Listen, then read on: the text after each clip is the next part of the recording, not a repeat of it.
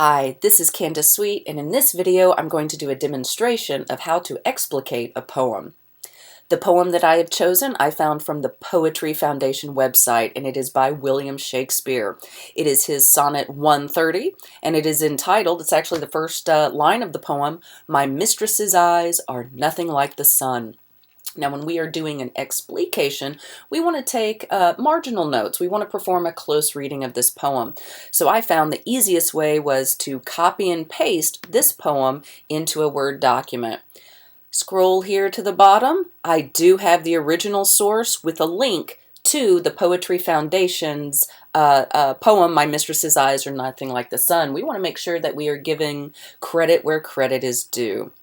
So here is the poem with my close reading notes on the side, and we're going to go through these. But first, let's talk just for a second about what an explication is. You might be thinking that I am mispronouncing the word explanation, but I'm actually not. An explication is a line-by-line reading of a text, in this case, a poem.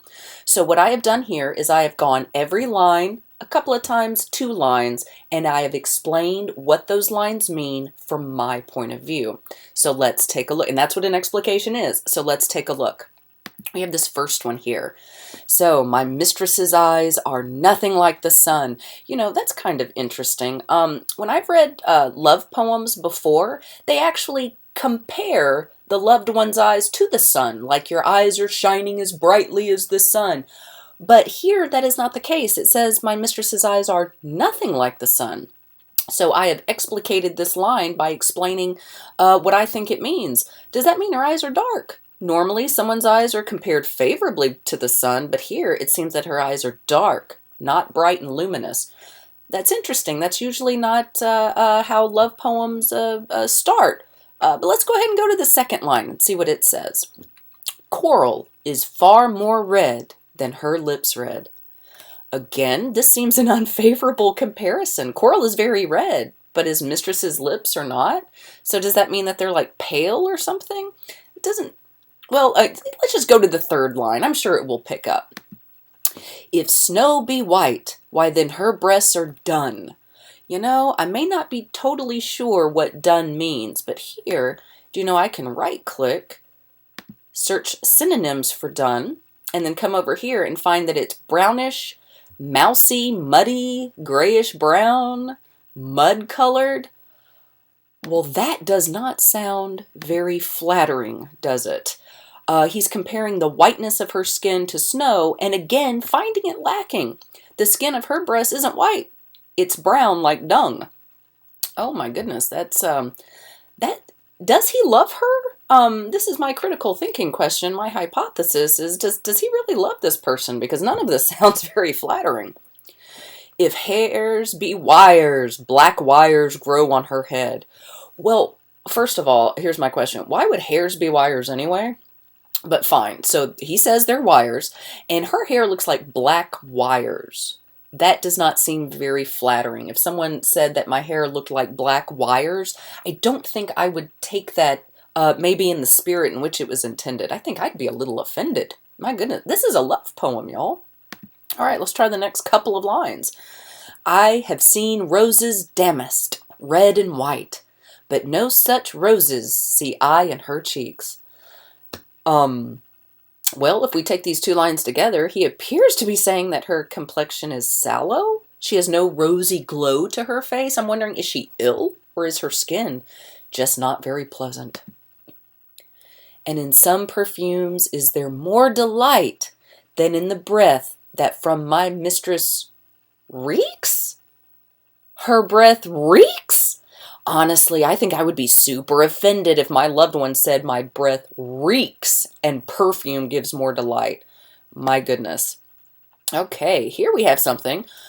"I love to hear her speak." Oh, wonderful. He has finally said something nice about her. "Yet well I know that music hath a far more pleasing sound." Oh my goodness, he said something nice and he immediately took it back. Music is so much nicer to listen to than his mistress's voice. Oh my goodness. "I grant I never saw a goddess go So he's not comparing her to a goddess, but seriously, I think I got that already. My mistress, when she walks, treads on the ground. Okay, she is no goddess. She is a real woman who walks on the ground, just like everybody else. And yet, by heaven, I think my love is rare, as any she belied, with false compare. Y'all, here I was, ready to be so mad at this guy for saying not nice things about his mistress, and then he goes and tacks on this rhyming couplet at the end. He does love her, just as strongly as anyone who writes a sonnet filled with truly ridiculous comparisons. This was my line-by-line reading, but let's take a look at my summary. His love is far better and far deeper than the love other poets may have. They tell lies about their loved one and exaggerate. They say that their loved one's eyes are as bright as the sun. Their lips are as red as the deepest red of coral. Their skin is snow white. Their cheeks are rosy and sweet. Their breath smells of sweetness, and their hair tumbles down their shoulders soft and buttery. Their voices sing like music. They seem like they float along the ground, never quite touching it. This guy doesn't tell those exaggerated lies. His love is a real woman who looks like a real woman, and yet his love is so great it cannot compare with those who see their loved ones through rose-colored glasses. He sees her dark eyes, her hair that looks like black wires, her bad breath, her brownish breath, and this woman walks along the ground like anyone else would. None of that is particularly flattering, but it is all real. He sees her for who she truly is and loves her anyway. And really, isn't that real love? True love? Isn't that the love we all want? For someone to see the real us and love us anyway? So this has been a demonstration of an explication of My Mistress's Eyes Are Nothing Like the Sun with a summary of the poem as well.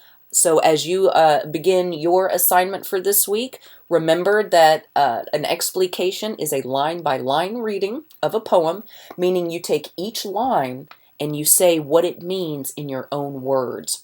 Then at the end, give us a brief paragraph or two about what you think the poem means overall, and then post that to the discussion board so that we can all see. Until next time.